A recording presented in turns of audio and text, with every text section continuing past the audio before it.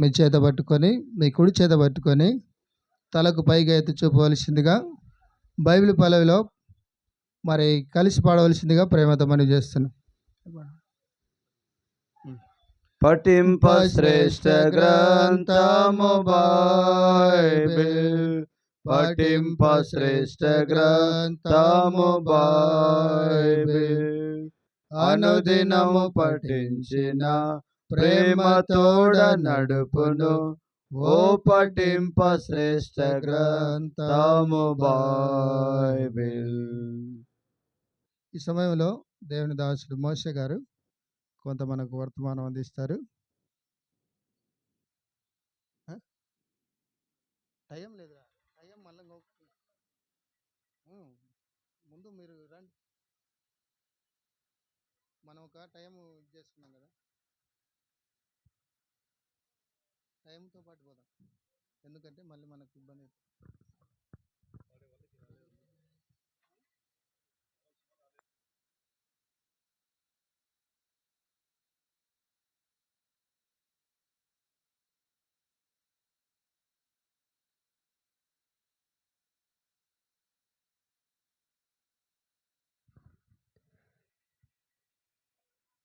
వేదికను అలంకరించినటువంటి దైవజనులకు, కూడి వచ్చిన మీ అందరికీ కూడా మన ప్రభు రక్షకుడైనటువంటి యేసుక్రీస్తు నామంలో మీ అందరికీ నా యొక్క శుభాలు తెలియజేస్తున్నాను. పిల్లరా, వాక్యపు టైం కూడా అయింది కనుక కుటుంబ సభ్యులు మరి ఈ కార్యక్రమానికి వచ్చినటువంటి ప్రతి ఒక్కరూ కూడా సిద్ధపాటు కలిగి మరి ప్రార్థనా కూడికి ఏర్పాటు చేయబడినటువంటి స్థలం దగ్గరికి మీరంతా కూడా రావాలని ప్రభు పేట మనవి చేస్తున్నాను. తల్లు వంచినట్టయితే చిన్న ప్రార్థన చేసుకొని వాక్య భాగంలోనికి వెళ్దాం. మమ్మల్ని మిక్కిలిగా ప్రేమించిన మా కన్న తండ్రి, నీ ఘనమైన శ్రేష్టమైన పరిశుద్ధమైన నామానికి వందనములు అయినా దేవా, ఈ దినమున తండ్రి నీ కుమారుడు తండ్రి మామగారి యొక్క గృహము దగ్గర నీ పిల్లలను ప్రేమించి మీరు ఇచ్చినటువంటి కుమారుడు సునీలు, నీ కుమార్తెనైన సునీతను మీరు ప్రేమించి మీరు అనుగ్రహించినటువంటి చక్కటి గృహాన్ని బట్టి తండ్రి నీ సన్నిధిలో కృతజ్ఞతాస్తుతులు చెల్లించి ఈ దినాన తండ్రి గృహప్రవేశానికి సిద్ధపడినటువంటి నీ బిడ్డలను బట్టి నీకు వందనములు స్తోత్రములు చెల్లిస్తున్నాం.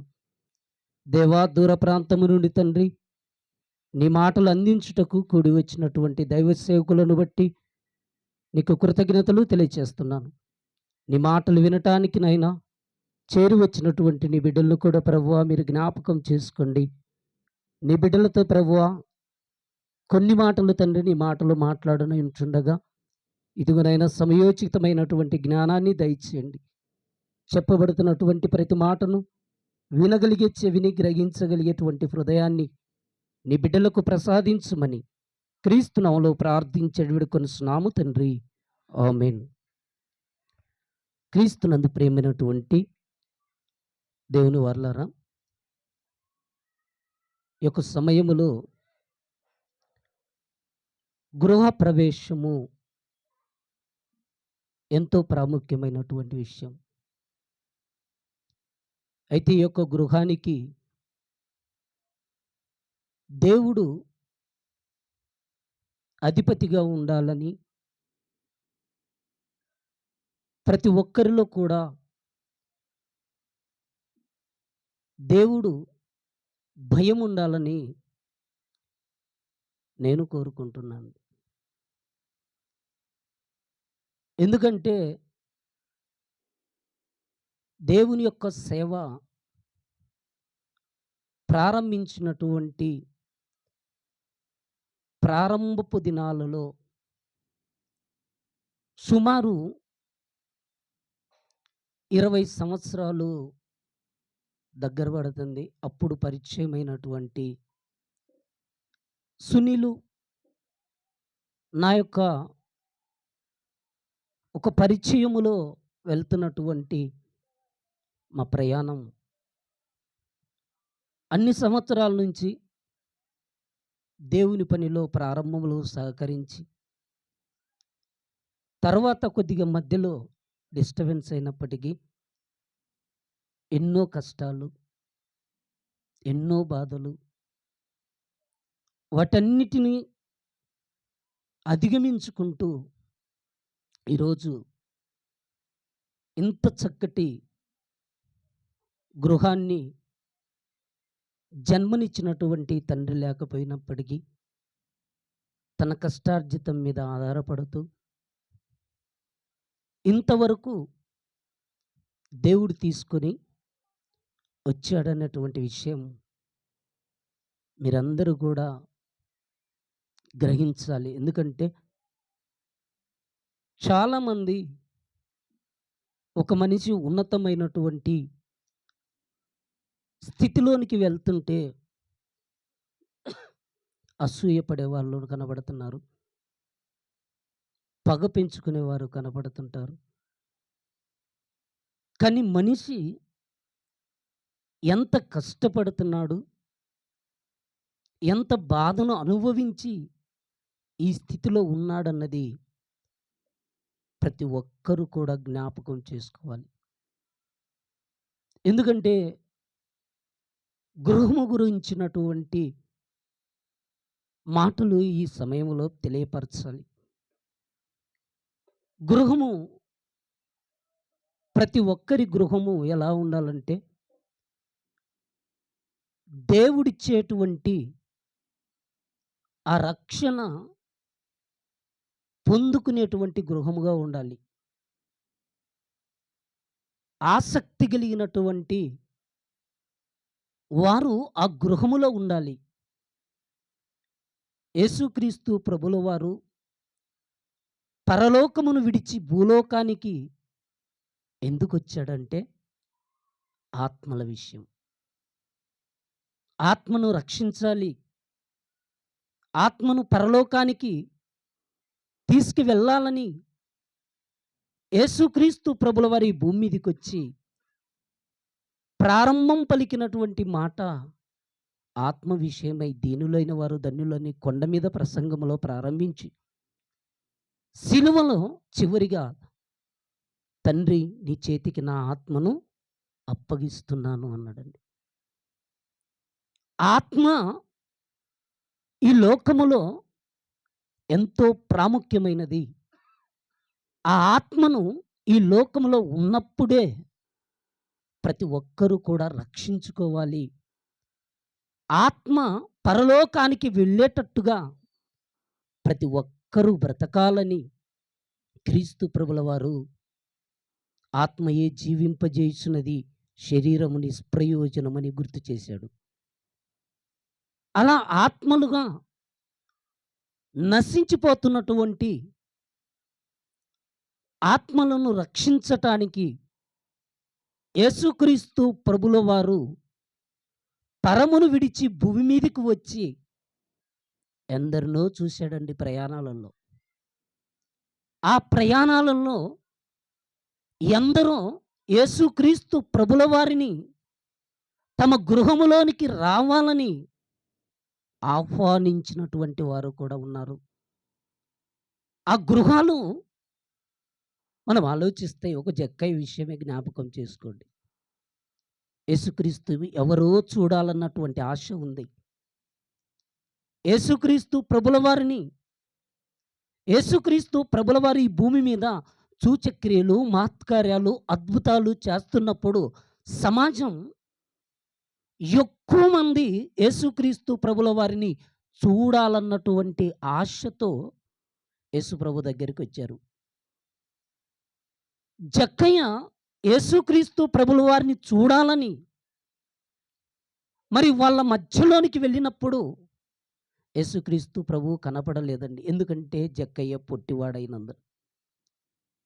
ఎలాగైనా సరే ఆయనను చూడాలి ఒక ఆశ కలిగినటువంటి జక్కయ్య ప్రభువును చూడాలన్నటువంటి ఆశతో ఎలాగైనా క్రీస్తు ప్రభుల వారి మార్గమున వస్తాడు గనక చెట్టెక్కి ఉండాలనుకున్నాడు. చెట్టు మీద ఉన్నాడు జక్కయ్య.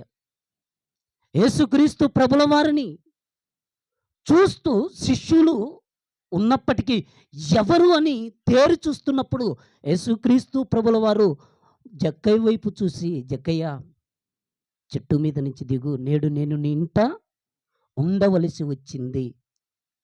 ఎప్పుడైతే జక్కయ్య తన జీవితంలో యేసుక్రీస్తు ప్రభుల వారు నా గృహములోనికి వచ్చేంత అర్హత నాకు లేదే, నేను ఉద్యోగ నిమిత్తములో పన్ను వసూలు చేస్తున్నాను, అక్రమంగా అన్యాయంగా ధనాన్ని దోచుకున్నాను, యేసుక్రీస్తు ప్రభుల వారు పరిశుద్ధుడు, పాపులలో చేరనివాడు, పవిత్రుడైనటువంటి క్రీస్తు నా గృహములోనికి వస్తానంటున్నాడేంటని జక్కయ్య ఆలోచించుకొని, ఇలాంటి పవిత్రుడు నా ఇంట్లోనికి రావాలంటే మొదటిగా నేను పరిశుద్ధుడిగా మారాలని ప్రభువుతో అంటున్నాడు. ప్రభువా, నేను ఎవరి దగ్గరైతే అన్యాయంగా అక్రమంగా నేను తీసుకున్నానో మరలా వారికి 4 అంతలు తిరిగి చెల్లిస్తానని ఒక ఒప్పుకోలు ఎప్పుడైతే జక్కయ్య ఒప్పుకున్నాడో అప్పుడు ప్రభు అంటున్నాడు,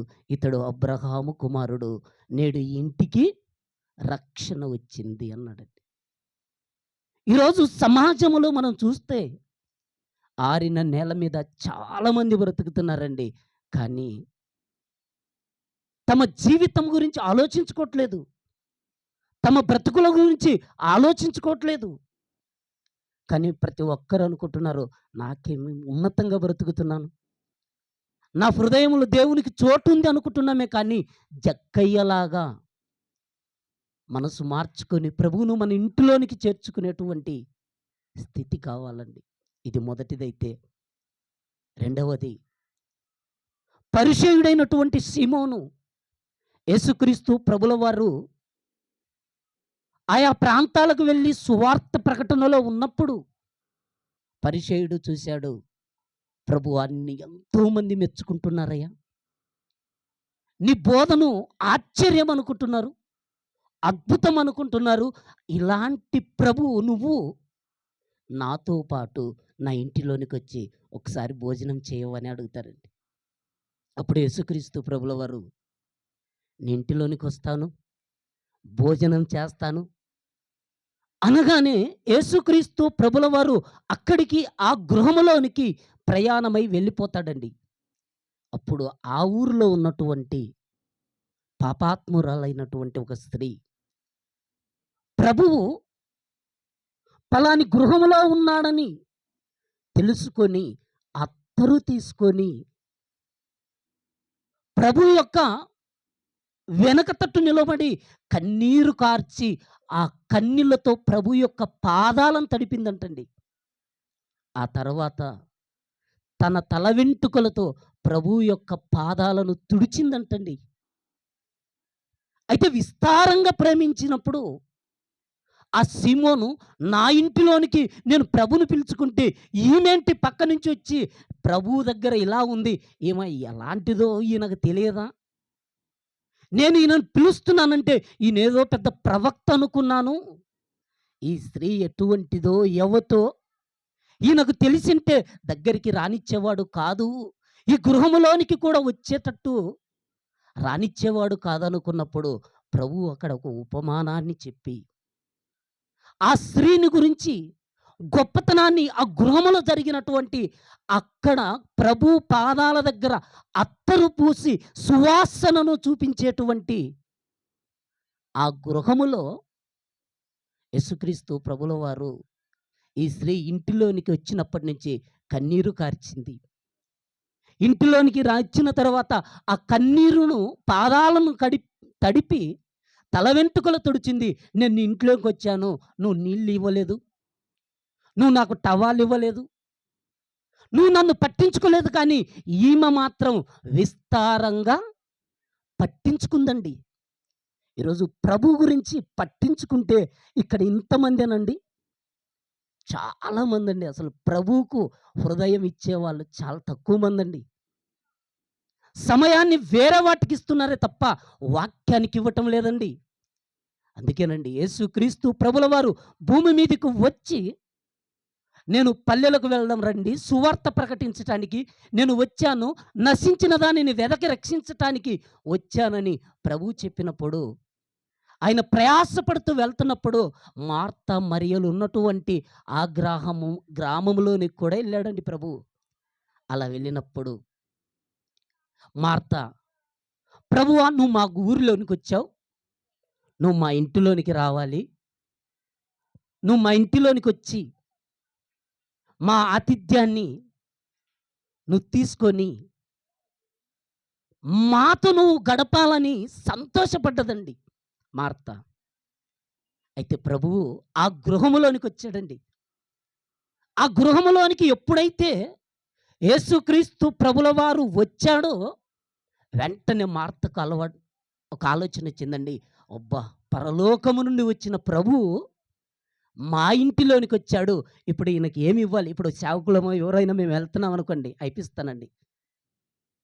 ఇప్పుడు సేవకులు ఎవరైనా వెళ్తున్నారనుకోండి, వెంటనే ఏం చేస్తారు? టీ,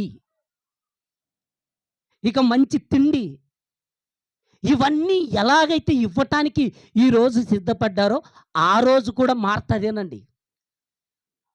వెంటనే ప్రభు రాగానే అలా పక్కన కూర్చోబెట్టిందండి. పరలోకము నుండి వచ్చిన ప్రభువును పక్కన పెట్టి ఈమె వంటగదిలోనికి వెళ్ళిపోయింది. ఈ విషయాన్ని తెలుసుకున్నటువంటి మరియ ప్రభు దగ్గరికి వచ్చింది, పాదాల దగ్గర కూర్చుందండి. ప్రభు చెబుతుంటే మరియ ఉన్నతంగా వింటుంది ఆ గృహములో. కానీ మార్త మాత్రం పని పెట్టుకుంది, తొందరపడుతుంది, ఆ కోపం వచ్చేస్తుంది. నేను ఒక్కదాన్నే పని చేస్తున్నాను, ఈమెమో ప్రభు దగ్గర మంచిగా మాట్లాడుతూ కూర్చుంది అని ప్రభు దగ్గరికి వచ్చి అంటుంది, ప్రభువా నేను ఒక్కదాన్నే పని చేస్తున్నాను, నా సహోదరి నన్ను విడిచిపెట్టినందుకు నీకు చింత లేదా అన్నదండి. అంటే పరలోకమును విడిచిపెట్టి నశించిపోతున్నటువంటి ఆత్మలను రక్షించటానికి వచ్చినటువంటి ఆ ప్రభువును మార్తన్న మాట చూడండి. ప్రభువా నీకు చింత లేదా అన్నది చూడండి. మరియ మాత్రం ఉత్తమమైన దానిని ప్రభువు పాదాల దగ్గర కూర్చొని వాక్యం విన్నదండి. అంటే ఆ గృహములో ఇద్దరున్నారు. మార్త మాత్రం ఏదో వంట చేసి పెట్టాలి అంటే క్రీస్తు ప్రకటించాలని వస్తే నువ్వేం మాట్లాడొద్దయ్యా, నువ్వు తింటూ సైలెంట్ ఉండు అని మార్త అనుకుంటుంది. మరి అనుకుంటుంది, అయ్యా నువ్వు వచ్చినటువంటి ఆ విషయాన్ని మాకు తెలియచెప్పు, నేను వింటానని మరియ కూర్చుందండి. అప్పుడు ప్రభు అంటున్నాడు, మరియ ఉత్తమమైన దానిని ఏర్పరచుకున్నది, ఈమె కలిగిన దానిని ఎవరు తీసివేయలేరు. ఈరోజు మనం మన గృహాలలో ఈ గృహ ప్రవేశానికి వచ్చినటువంటి మనం ఆలోచించండి. జ్ఞానం వలన ఇండ్లు కట్టబడును అన్నాడండి. జ్ఞానం వలన సామెతల గ్రంథం 24:3 అండి. జ్ఞానం వలన ఇల్లు కట్టబడుతుందండి. ఇదిగో తండ్రి లేకపోయినా చెల్లికి పెళ్లి చేసి కుటుంబాన్ని ఒక దారిలో తీసుకుంటూ వెళ్తూ కష్టపడి ఈరోజు ఈ స్థితిలోనికి వచ్చాడంటే జ్ఞానం అండి. ఆ జ్ఞానం క్రీస్తు, బుద్ధి జ్ఞానముల సర్వ సంపదలు క్రీస్తునందున్నవి. ఆ క్రీస్తులో మనమందరం ఉంటే ఇలాంటి జ్ఞానం కలిగి మనం జీవిస్తామండి. కానీ లోకంలో చాలామంది క్రీస్తుకు హృదయములో చోటు ఇవ్వకుండా, గృహములో చోటు ఇవ్వకుండా, గృహములో ప్రార్థన లేకుండా, దేవుడంటే భయము లేకుండా, భక్తి లేకుండా ఈరోజు జీవిస్తున్నారు గనక ఈరోజు దేవుడిచ్చేటువంటి ఆ గొప్ప బహుమానాన్ని కోల్పోతున్నారండి. చివరికి ఒక మాట చెప్పి నేను ముగించేస్తాను. సామెతల గ్రంథం 22వ అధ్యాయం 4వ వచనాన్ని ఒక్కసారి చదవండి. ఈ మాట చెప్పి నేను ముగించేస్తానండి. సామెతల గ్రంథం 22వ అధ్యాయం 4వ వచనం. యెహోవా యందు భయభక్తులు కలిగి ఉండుట వినయమునకు ప్రతిఫలము, ఐశ్వర్యమును, ఘనతయు, జీవమును దాని వలన కలుగుతాయంట. చూడండి, దేవుని యందు భయభక్తులు కలిగి ఉంటే మంచి పేరండి. ఈ లోకంలో క్రీస్తును మనం కలిగి ఉండాలని పౌలు గారు బాధపడుతున్నాండి. క్రీస్తు స్వరూపం మీ యందు ఏర్పడు వరకు నాకు ప్రసవ వేదన కలుగుతుంది అంటున్నాడండి. మనకు మంచి పేరు లేదండి ఈరోజు. మనం ఉన్నతమైనటువంటి పరలోకం ఉన్నటువంటి ఆ ఐశ్వర్యాన్ని, ఆ జీవమును, ఆ నిత్య జీవమును, ఆ పరలోకమును పొందుకోలేనటువంటి ఆ పరిస్థితుల్లో ఈరోజు మనం అందరం బ్రతుకుతున్నామండి. కనుక ఇక్కడికి వచ్చినటువంటి మనం మార్తలాగా కాకుండా మరియలాగా ఉత్తమమైనది మన గృహములో క్రీస్తు వాక్యానికి చోటిచ్చి మన హృదయములో క్రీస్తు వాక్యమును సమృద్ధిగా నివసింప చేసుకోవటానికి మనం అందరం ఉందామండి. దైవజనులు దూర ప్రాంతం నుంచి వచ్చారు. వారు ఉన్నతమైనటువంటి వర్తమానాన్ని అందించే ముందుగా తల్లు వంచినట్టయితే చిన్న ప్రార్థన చేసుకుందాం. మమ్మల్ని మిక్కిలిగా ప్రేమించిన మా కన్న తండ్రి, నీ ఘనమైన శ్రేష్టమైన పరిశుద్ధమైన నామానికి వందనములనైనా. దేవా, ఈ దినమున తండ్రి కొన్ని మాటలు ప్రభువా నేను తెలియపరిచాను. దేవా, నీ సేవకుడు నిలబడబోచుండగా మీ ఆత్మ సహాయము చేత తండ్రి వచ్చినటువంటి నైనా అంతరంగాన్ని ఎరిగినటువంటి దేవుడు గనక ప్రతి హృదయానికి అవసరమైనటువంటి నాయన వాక్కులతో మీరే మాట్లాడండి. మీరు మాట్లాడుతున్నటువంటి ప్రతి మాటకు లోబడి జీవించి బ్రతికే భాగ్యాన్ని మా అందరికీ ప్రసాదించమని క్రీస్తు నామములో ప్రార్థించి వేడుకొనుచున్నాము తండ్రి. ఆమేన్.